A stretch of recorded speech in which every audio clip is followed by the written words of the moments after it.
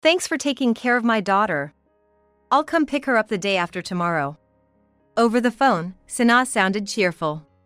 Hearing her voice made me uncomfortable. She had left Waverly at my house because she wanted to go on a trip. I couldn't know her true intentions, but it seemed like she didn't care much about Waverly. Hiding behind a suitcase that was too big for her, Waverly had been waiting for me. I wondered how much anxiety she had felt while I was away. Just thinking about it made my heart ache. At the same time, I felt anger towards Sana. I knew it was wrong. But I couldn't help wanting to see her reaction, so I lied. What? I don't have her. What? Wasn't she in the garage? The moment Sana heard my words, I could tell she started to panic, even over the phone. My name is Erica Oak. I'm a 61-year-old housewife. I met my husband, Ken, in college, and we've been together ever since. I wonder how many years it has been. I still look at photos of Ken and me from our college days and reminisce about the past. Originally, Ken and I knew each other. When I entered college, I didn't know anyone and had a hard time fitting in. Even in the club I joined while feeling nervous, I couldn't fit in well and often ended up spending time alone. I wished for a more glamorous college life, one where I could fit in more easily. But wishing didn't make it so, and I couldn't bring myself to take action. Eventually, I made friends through classes and seminars, but I never fit into any club. I was thinking about quitting. Then Ken, a year ahead of me, approached me. Hey, Erica. Are you okay? Let's talk for a bit. Yes. Since we hadn't really talked much before, I was surprised not only that Ken spoke to me but also that he remembered my name. At first, I was nervous talking to him, but his friendly nature and ease of conversation quickly melted away my apprehension. Ken's initial approach led to us interacting more. And eventually starting to date. Even after we began dating, Ken remained kind, always thinking of me. He often helped me with my studies, using his seniority as a pretext. This relationship continued unchanged even after Ken graduated from college and then after I graduated. 2 years after my graduation, Ken proposed and we happily got married. We were able to build a good relationship with my in-laws, and I was enjoying married life every day. A few years later, a lively boy was born to us. This led to me quitting my job. We named him Tom and raised him with care. Tom's eyes really look like yours, Erica. And his nose and mouth resemble you. We enjoyed pointing out who Tom resembled more while holding him in our arms. I hope he grows up to be kind. Yes. I agreed with Ken's wish. I wanted Tom to be someone who was kind and considerate to everyone, just like Ken.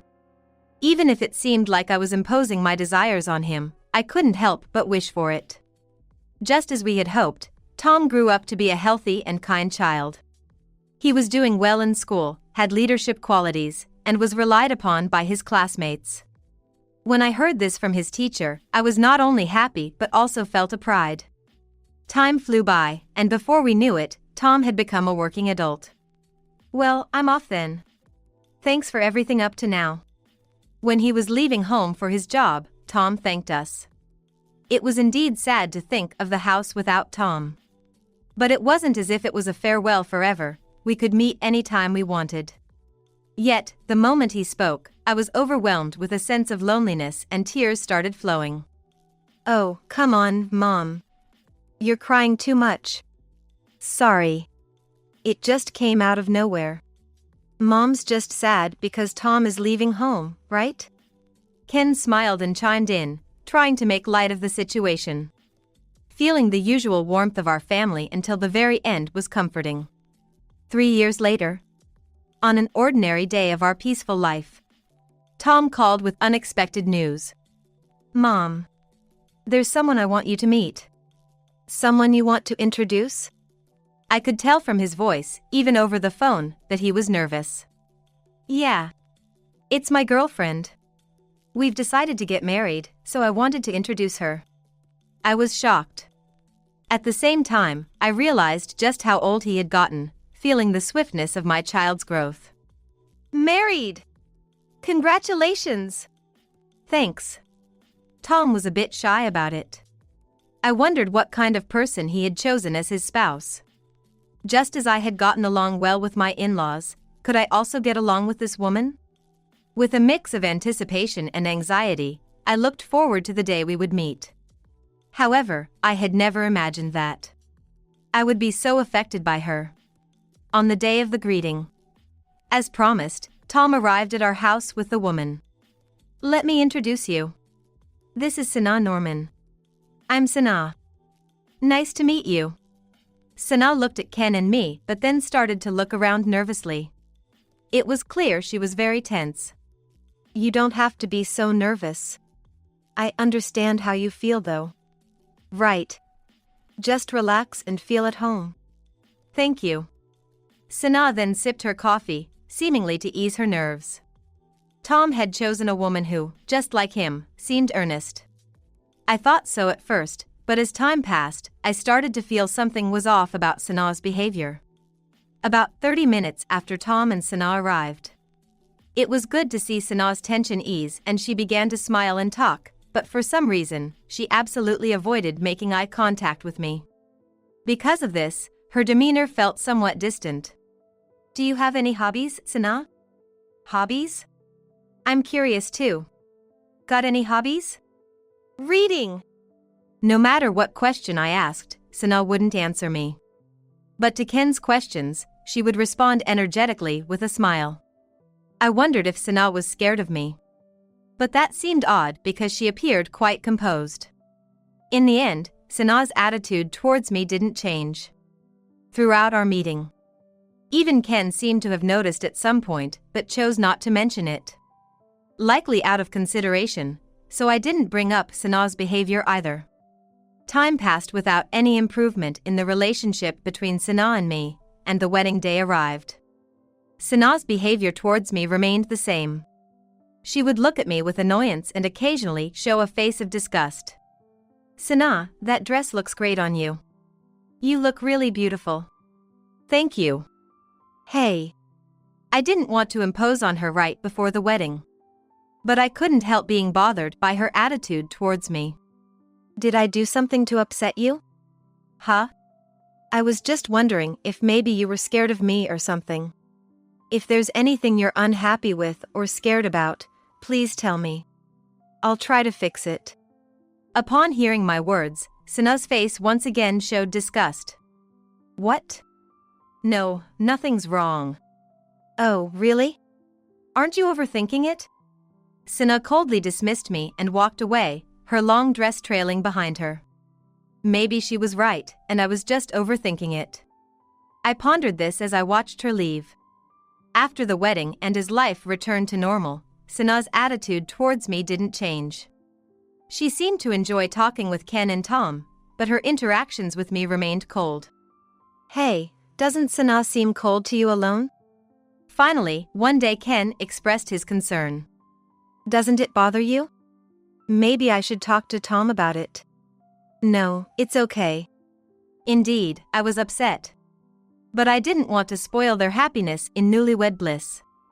But I just don't want to make a big deal of it, you know? I don't want to cause any trouble between the two of them because of me. Maybe it's best if I just keep my distance and watch over them from afar. It was hard to put into words.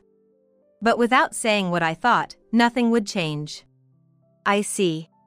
If anything comes up, you tell me, okay? Ken acknowledged my feelings and began to watch over me gently. After living this way for about 2 years, the day came when Tom and Sanaa had a child. A lively girl who resembled both of them. Her name is Waverly. Cute, isn't she? Tom spoke softly while looking at Waverly sleeping in his arms. Suddenly, I remembered when Tom was little and couldn't help but smile. Yeah. She's cute. Hearing my words, Tom smiled happily. Surely, parenting would bring its challenges. I wanted to help, but I didn't want Sanaa to think I was a nuisance. Besides, it's their child. It's better for them to raise her on their own. I continued to watch over them from a distance. However, for years after Waverly was born, a significant change occurred. Tom had to go on a long-term business trip. It wasn't for an excessively long period, but it was a solo assignment nonetheless. Hey, could you please look after her a bit? Just a little? Okay, got it. Initially, I planned to keep my distance as always, but after Tom asked, I started paying more attention to Sanaa than usual. Hello? Sanaa, is everything okay? A week after Tom started his solo assignment, I decided to give Sanaa a call. Okay, about what? Isn't it hard being alone? If anything comes up, just let me know, okay? Our houses are close, feel free to come over with Waverly to hang out. I tried to show my concern in my own way, but I expected the usual cold response. However, her reply was completely unexpected. Really? Is that okay? Huh? What's with that reaction? You said I could come over to your house. Yeah. I was taken aback by her response, not expecting such a reply at all. So, I can come over? Yes, of course. Come over for a meal or if there's anything else. Then, can I come over tomorrow? Of course. This turned into an opportunity for Sanaa and Waverly to visit our house more often. I thought it might be a chance for Sanaa to open up to me. Despite my efforts to connect with her, the distance between us didn't seem to shorten. Instead, her behavior became even worse and more aggressive. Your cooking is terrible. Did Tom grow up eating this? It's unbelievable. I kind of feel sorry for him. I'm sorry you didn't like it. It's not about liking it, it's just bad. I can't let Waverly eat this. Sanaa often came over during the day. With my husband at work, she didn't hold back on her comments. The food is bad, the house is dirty, it's dim and creepy. How many times did she say such things? Naturally, I was saddened. At the same time, I couldn't help but wonder what she thought of me. But no matter how much I inquired, the response was always the same. I was overthinking it. Gradually, it became apparent that she was using me as an outlet for her stress. It didn't take long to realize that her behavior was getting worse after it had already become dreadful. Oh, right. I was thinking of going shopping now. Could you watch Waverly for me? All right. Then see you later. Ever since Sanaa started coming over, another concern arose. She would frequently leave Waverly with me to go shopping. Initially, I thought everyone needed a break, so I didn't mind. However, I began to wonder if it was happening too often. It didn't seem like she was shopping for groceries or daily necessities. Instead, she appeared to be buying more luxurious items for herself like expensive cosmetics, perfumes, and jewelry. Did you buy a new necklace again? Huh? What? Is that a problem? No, it's not that. Did Sanaa feel guilty about her purchases? Even when I casually brought up jewelry or perfumes, she wouldn't engage in the conversation. Instead, she would snap at me. I had many thoughts about her behavior and words. But I was the target. If I endured it, no one else would have to suffer. I continued to interact with Sanaa without provoking her. Seemingly encouraged by my lack of complaints, her behavior worsened. Erica, did you make this again? I can eat the other dishes, but this one is just not it. Seriously, has Tom or anyone ever told you that your cooking is bad? No one's ever said that to me. By this time, I often found myself unable to bear it any longer. If you're going to complain that much, you don't have to eat here. Maybe you should just eat outside? Really? Isn't that a bit heartless? I don't want to cook for someone who does nothing but complain. In fact, I'd rather you didn't come over at all. What? Annoying. Even when I clearly expressed my thoughts, she would just snap back at me. Don't you realize I come here to save on food expenses? Kids cost a lot of money, you know. I'm not working, so I have to save wherever I can, right? And yet you seem to buy expensive things for yourself? Seriously, that's so annoying. What I do is my business. This was a waste of time talking to someone like you. Sana twisted my words and retorted. I got angry too and sometimes said things that weren't very mature. But I wasn't wrong in what I said. Maybe Sana believes her actions are justified too. At this rate, I'll never understand her. I miss the times when I hoped we could get along, as now our relationship seems more distant than ever. 3 months after our conflicts began, a significant incident occurred. When I returned home from shopping for dinner, I saw a large suitcase in front of the house. Having no idea what it was, I approached it cautiously. Then, from behind the suitcase, I saw a child. It was Waverly. Hey, Waverly! What are you doing here? Grandma. The moment Waverly saw me, tears overflowed from her big eyes, and she ran to hug me. Where's Mom? Confused by the clearly odd situation, I asked Waverly what had happened. Hearing my question, she began to speak haltingly. Well, we were at home, and suddenly Mom brought this rolling bag. She started packing my clothes and toys into it, and then she put it in the car with me. Do you know where Mom went after that? I don't know. But she was talking on the phone with a man about going on a trip. A man? From Waverly's story, it seemed Sana had left her daughter behind to go on a trip. Likely with a man. The thought of infidelity crossed my mind. With Tom away on a solo assignment, Sana might be having an affair. That would explain why she left Waverly behind so deliberately. She didn't ask me directly because she knew I would lecture her if she explained the reason and how long she'd need me to look after Waverly. Okay, thanks for telling me. Let's go inside for now. I have some orange juice that you like. Okay. I took Waverly's hand, her face full of unease, and we went inside. I'm going to call your mom, okay? I gave Waverly some orange juice and picked up my smartphone to call Sana. Despite her favorite treat being in front of her, she seemed too upset to enjoy it. My heart ached seeing her like this. I dialed Sana's number. But there was no sign of it even ringing, indicating she might already be on the plane. Quietly hanging up, I pondered what to do next. Now we were in such a situation. It was clear I needed to contact Tom. I operated my smartphone again and called Tom. Tom! Mom, what's up all of a sudden? And why do you sound so panicked? Well, I explained everything to Tom. He could clearly be heard getting upset over the phone. So that happened. Sana left Waverly? And there was a man's voice?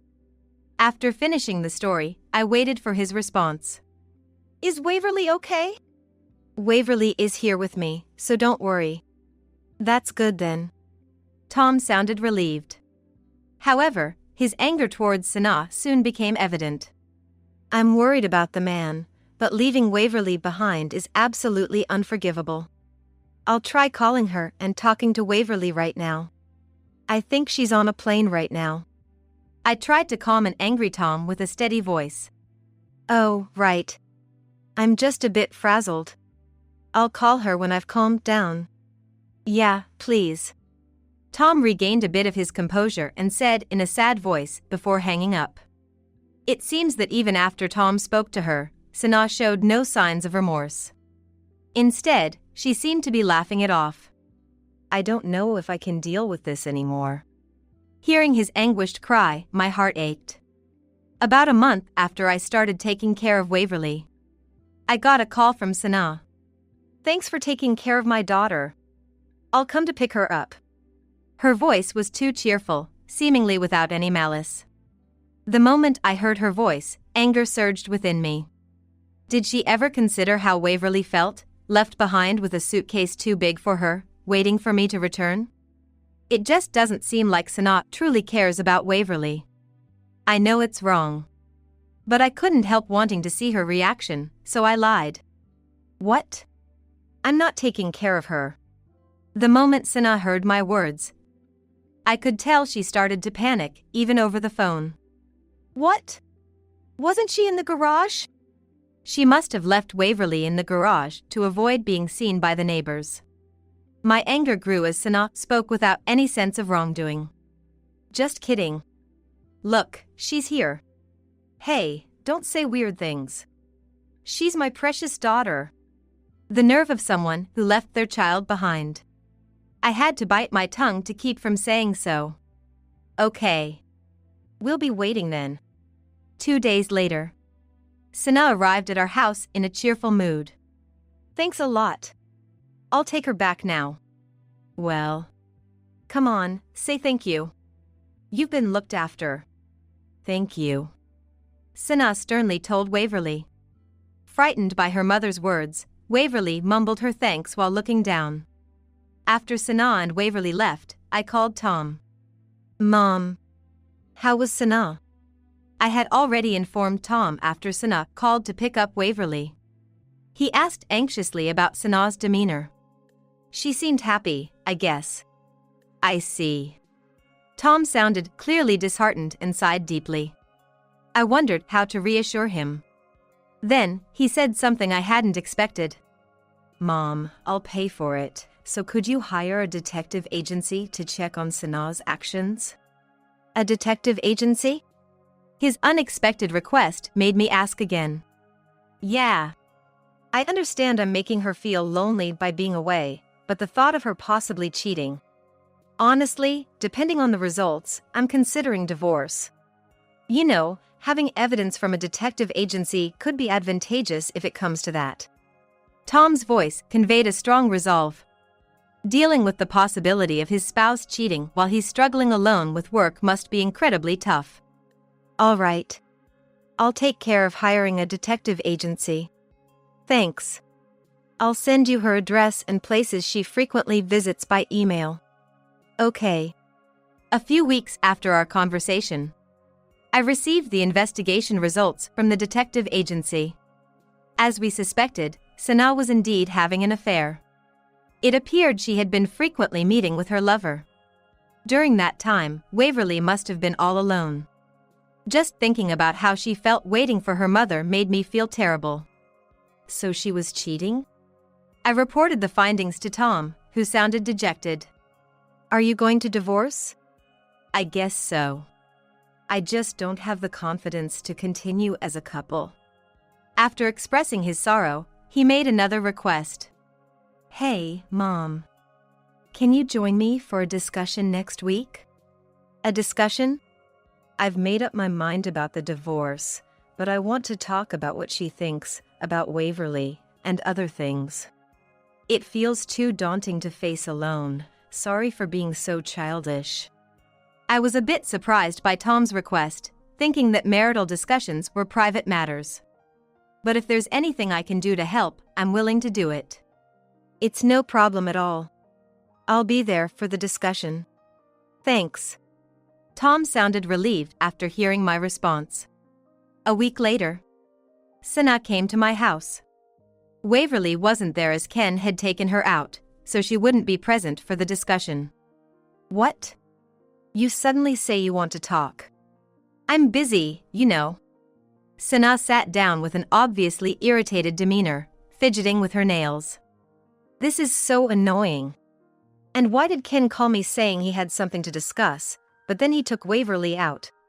I don't want to talk to you. Sorry for tricking you like that. But I knew you wouldn't have come if I had asked. I've been duped. This is the worst. So, what's this talk about? Let's get this over with. Realizing she had been tricked, Sana's mood worsened. You're cheating, aren't you? What? I said that and laid out the evidence I had received from the detective agency on the table. Wait, why? How could you? I had my suspicions, so I hired a detective agency. And they got solid evidence. But why? I mean, it's none of your business. I don't think I have to discuss this matter with you at all. Sana began to visibly panic, shifting her gaze and crossing her legs. Anyway, I have no intention of discussing this with you. If that's all, I'm leaving. Wait a minute. You say you don't intend to talk to me, but does that mean you're willing to talk to someone else? Like Tom, for example. What? Sana clearly flustered at the mention of Tom's name. Wait. Why are you bringing up Tom? You're not going to call him, are you? A call? No, I won't be calling. At that moment, the doorbell rang. Today, Tom has made the effort to come here himself. He has something to say to you. Just wait here calmly. After that, I let Tom in and directed him to the room where Sana was. Sana. Long time no see. Why are you here? Sana's face went pale as she stared at Tom. Her hands trembling and her breathing rough. I wanted to talk to you. Thought it would be good to have Mom sit in too. Is it a problem if I'm here? It's not that it's a problem. Well, even if you said it was, we would have to talk anyway. After glancing at the evidence spread out on the table, Tom turned to me with an apologetic look. Mom, sorry for all this. Don't worry about it. I've already talked to him, so feel free to proceed as you wish. Tom nodded at my words and turned back to Sana. So, you've been cheating, haven't you? Cheating, that's not what it is. Sana became meek, a stark contrast to how she acted when it was just the two of us. First off, just because someone's in these photos doesn't mean it's me. Erica said something about hiring a detective agency, but that sounds suspicious. You seem to be misunderstanding something. I'm the one who asked for the detective agency. I had my concerns about your behavior and asked Mom to arrange it. This must have been a shocking revelation to Sana. She lost her words and stared at the pile of evidence. Concerns? What concerns? I can't say. I couldn't possibly mention that it was Waverly's words that made us suspect the affair. Just thinking about what could happen to her. It sends chills down my spine. Sana, let's get a divorce. Tom said, looking straight into Sana's eyes. Without a hint of hesitation. That's absurd. I absolutely don't want a divorce. Think about Waverly. She'll suffer if her parents aren't together. I think she'd be better off without a mother like you. That's harsh. Please, don't talk about divorce. I can't stay married to someone who doesn't care for their child and hurts my mom. Hearing this, Sana looked at Tom in shock. What do you mean? It seems you've been pretty harsh to Mom when me and Dad weren't around. I heard everything from her. Sana must not have expected Tom to know. She turned to look at me with wide eyes. I didn't do such things. I've been over a few times, but never anything terrible. Oh, really? Can you say the same after seeing this? I showed Sana the diary I had been keeping and the recordings I had secretly made. This is a diary of everything you've done to me, along with recordings of your words. I thought you might try to wriggle your way out, so I kept a record. When I revealed that I had been keeping records, I braced for Sana's reaction. She sighed heavily. Seriously, what are you doing? Sana. Everyone's so annoying. This is the worst. Fine, do whatever you want. Go ahead with the divorce or whatever. I don't care about Waverly anymore, take her. What else do you want? I'll pay whatever amount of money. Sana became reckless, slamming her hand on the desk. The loud bang made me tremble. Calm down. Shut up. I don't care anymore. I can't stand this. So what if I cheated? Bringing up detective agencies and evidence like you're so proud. Gross. Despite being shocked at Sana's true nature, I felt a slight relief. You're really going to pay child support? I said I would, didn't I? Where's the divorce paper? Hurry up and let me sign it. And so, the divorce was settled more easily than anticipated. Waverly went with Tom, and the payments for child support began. With Tom's business trip coming to an end, Ken and I looked after Waverly for a while. I hoped she could live with her real father soon. I thought that was the end of it.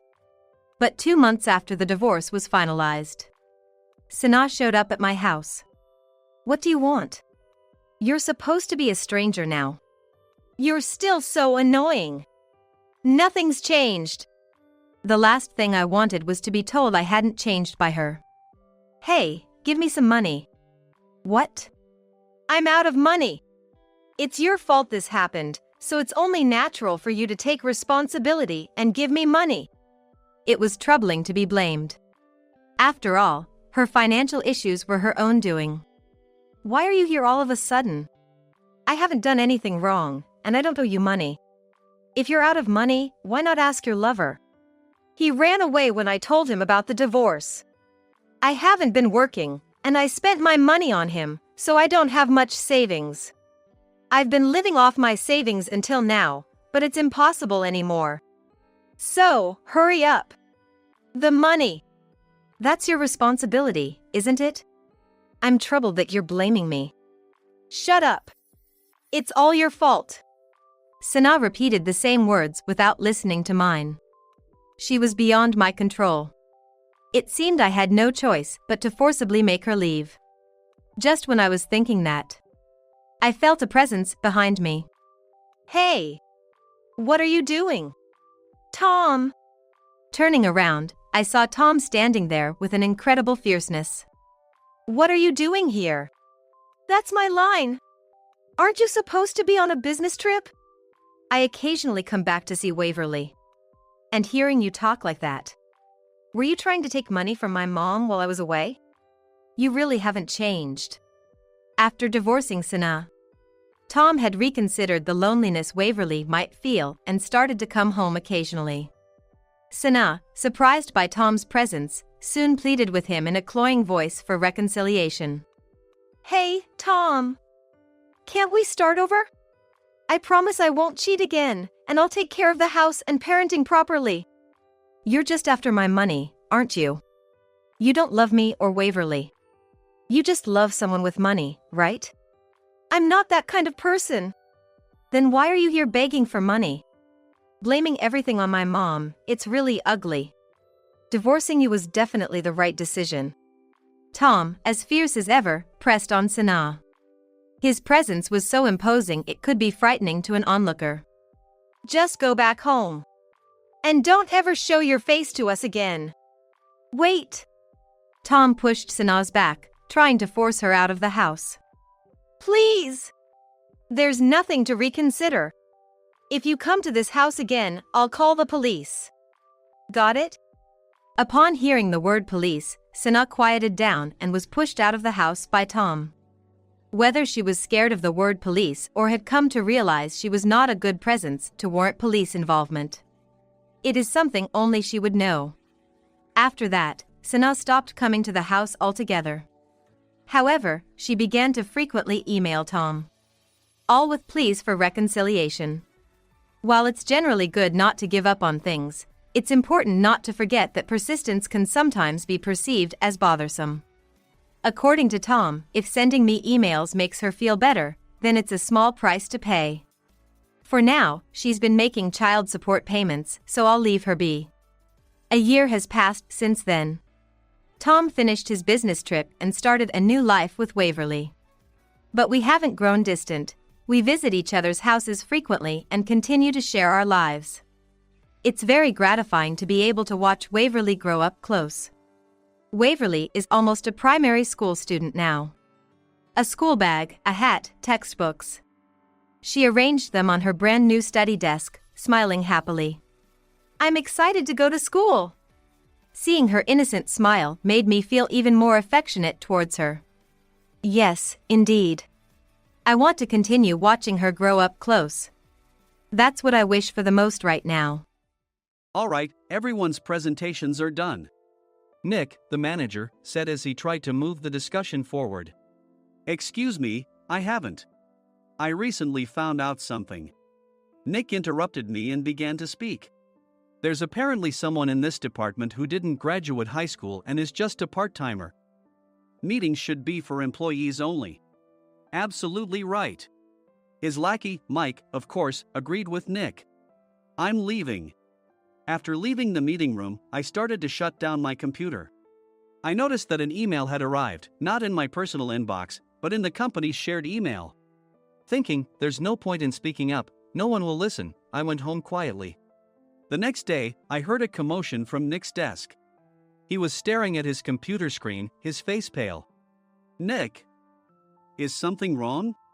Mike looked at the screen with him. And he turned even paler than Nick. Why is he so angry? Knowing the reason for Mike's distress, I thought to myself, serves them right. My name is Adam. My mother passed away when I was in the 9th grade, and I was raised by my father. Well, you could hardly call it being raised. After my mother passed, my father changed. He drowned his sorrows in alcohol, and though he still went to work, he squandered our living expenses on horse racing.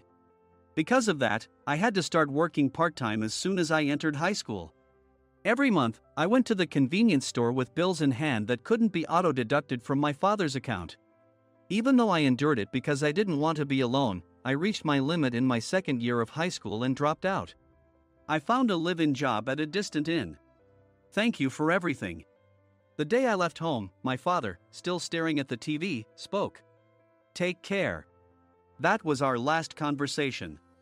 Back then, 18 wasn't the age of majority, so I needed my father's permission to work, and I couldn't hide my place of employment.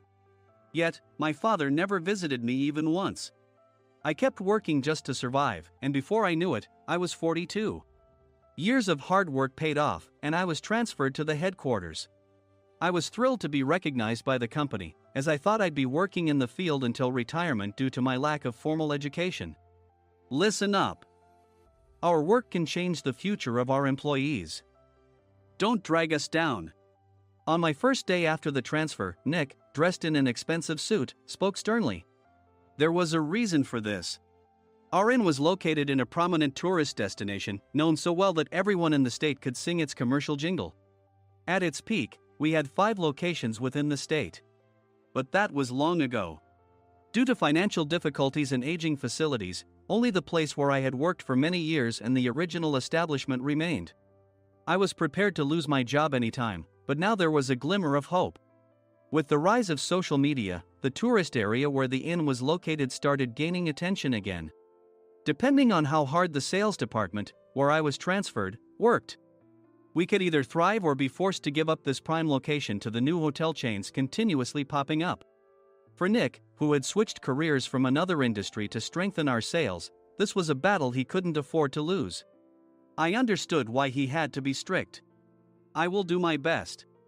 Nick sneered at my enthusiastic declaration. Did you not hear what I said?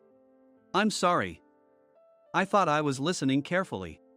Out of habit from years of customer service, I apologized reflexively, though I had no idea what had offended him. Someone was watching me with a smirk. In this department, there are those who are expected to excel and those who have been shoved here because they have nowhere else to go. You are the latter. It was Mike, the section chief. He's 7 years younger, at 35. But he was called to headquarters much earlier than I was and had been moving around within the headquarters ever since. I'm not jealous, but I can't accept that he's my boss. Graduating from a prestigious university, he has an unusually high pride and caused many problems as a newbie, making things very difficult for me when I was the front desk leader. When I found out Mike was transferred to the sales department a month before me, I was disheartened. Mike is right. With just a middle school diploma, there's not much you can do. Don't even think about achieving results. As if I didn't exist, Nick remarked, I'm thirsty. Mike eagerly ran to the coffee maker. It seems Mike is Nick's lackey. I regretted being happy about my transfer to headquarters, wishing I had stayed on site forever. Send a direct mail to every company on this list by the end of the day. Nick only assigned me tasks that even a new graduate could handle. What? There are over 1,000 companies. You want me to send to all of them by today? Yes, if you and your fellow misfits split the work, even those with nowhere else to go should finish by today. I glanced at the employees typing away expressionlessly. They were worn out from customer service, only thinking about leaving on time, or were women reassigned after having children, with zero motivation for work. Even Sam, a new graduate from the same university as Mike, who was supposed to be among the expected achievers, had no enthusiasm for the job, having joined the company wanting to do customer service. I don't care what they say, I plan to quit anytime, he said. Only Nick and Mike were highly motivated, making all the decisions between the two of them. I originally only wanted to work at the inn to survive and had no particular attachment to this job. I swallowed my words, thinking I had no right to reprimand them. About a month after the transfer, Nick told us with a frustrated look. To commemorate the 50th anniversary, we've decided to create a plan exclusive for one group per day.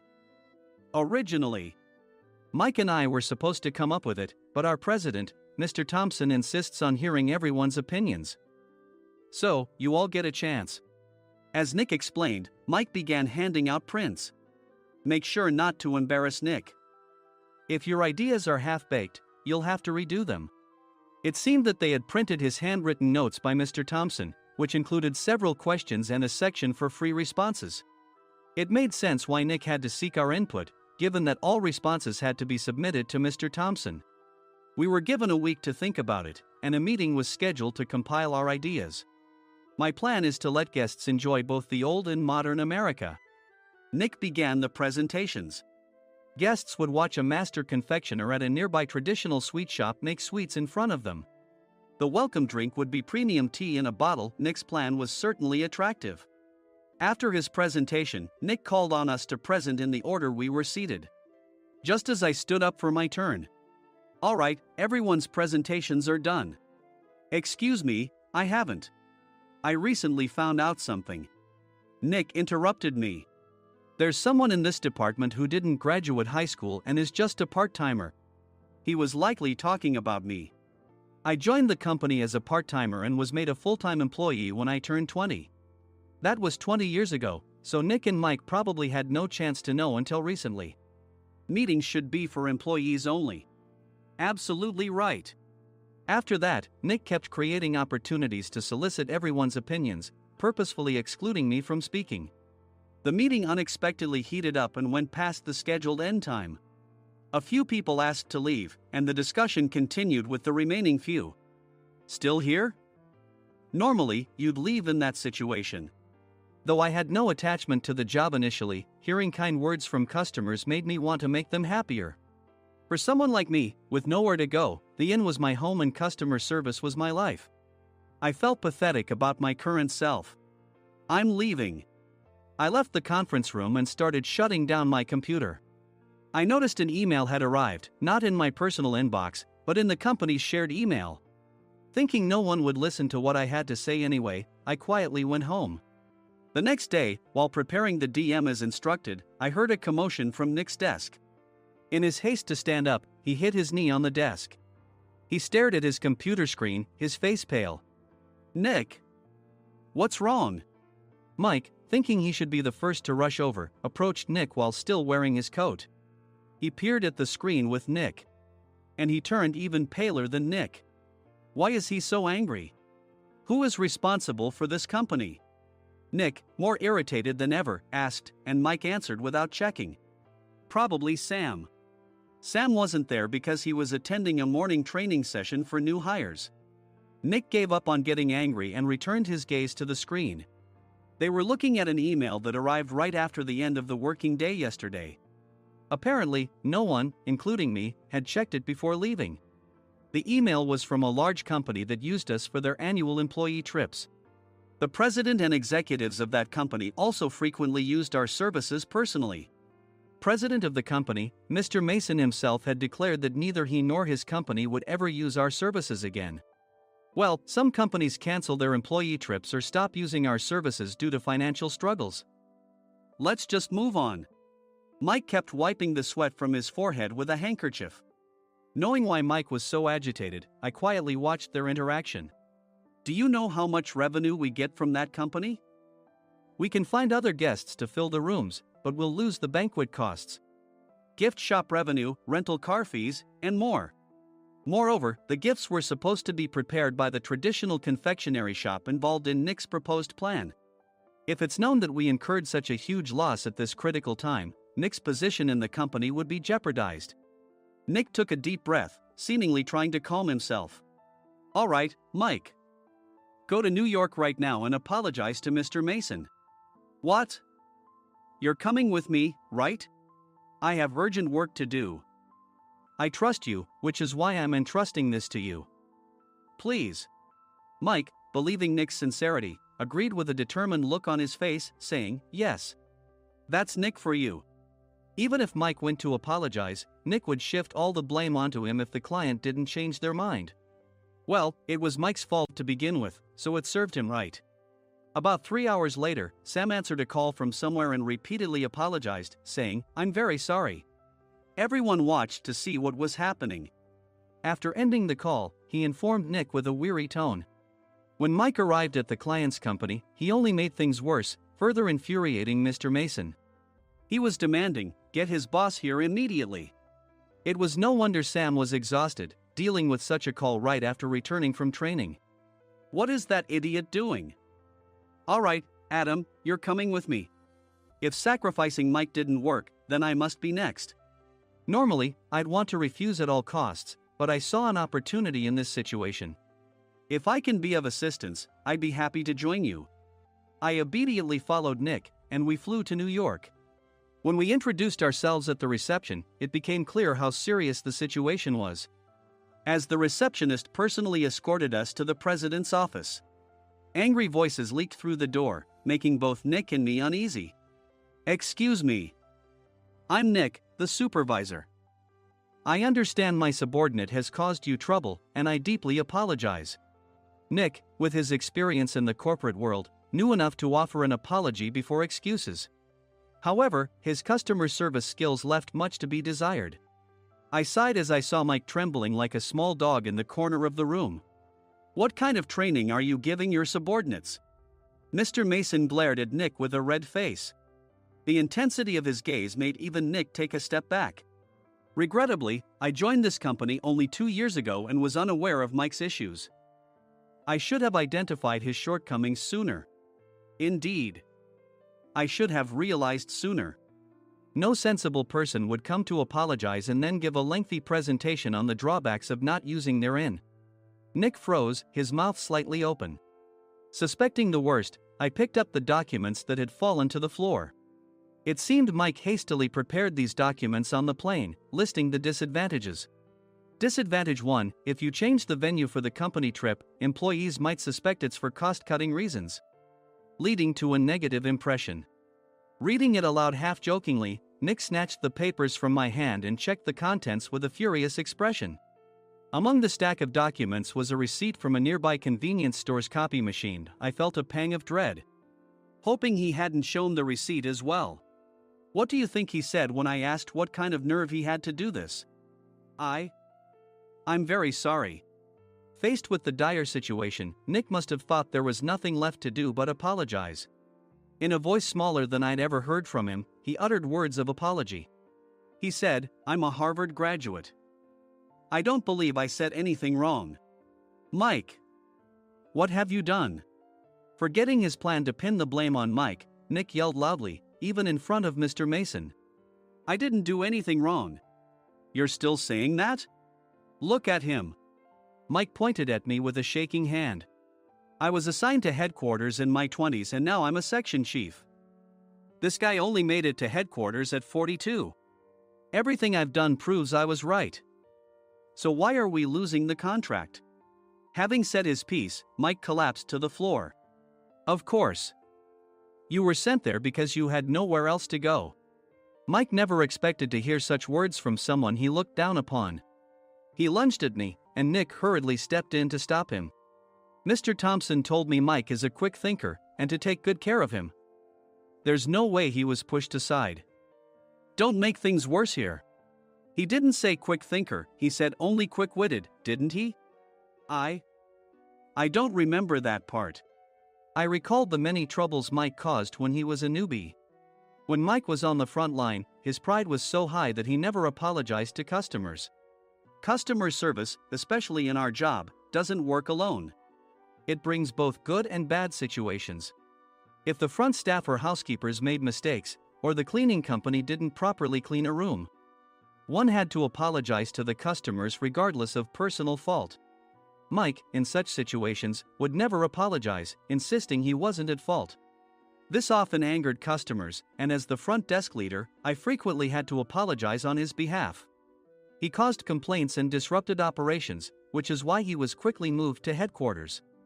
In departments where he didn't interact directly with customers, his quick thinking was beneficial and things went well. But it seemed his flaws were starting to show.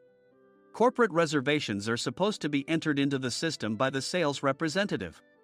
But a quick check yesterday revealed that more than 10 items were missing from the client's reservation. The handover document clearly stated what needed to be prepared. Why didn't you enter it into the system? Why do we have to give them special treatment? Filling rooms near the banquet hall, setting up all the food in advance. Specifying the brand of wine, they're too demanding. No wonder he always angered customers, I thought, feeling a headache coming on. Grouping them in rooms near the banquet hall is for our benefit too. It makes it easier for the staff to set up beds and serve breakfast since everyone's schedule is synchronized. As for the other requests, Mr. Mason suggested them to lighten our load. I didn't know that. Nick finally seemed to realize that Mike was the one who had angered the client. What did you say to them? I just told them we wouldn't give them special treatment anymore.